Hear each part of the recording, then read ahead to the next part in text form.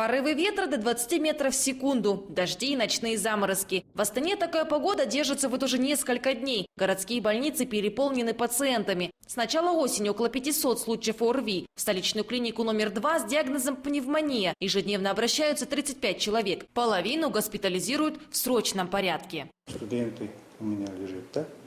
Некоторые молодые, которые работают на стройке или работают в какой-то фирме, они не соблюдают обычный режим.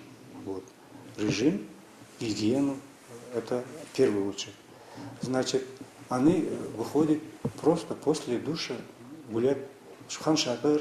Студенты, о которых говорит врач, в основном алматинцы и гости из Шымкента. К суровому северному климату молодые люди привыкают не сразу. Чтобы не заболеть, алматинец Аскарбек Казангаб придерживается нескольких простых правил. Я каждое утро натощак пью стакан нехолодной воды, ем ложку меда и, конечно, грецкие орехи. И только после этого через полчаса сажусь завтракать. И я думаю, это поддерживает иммунитет. И, как вы знаете, в Астане холодно, надо тепло одеваться.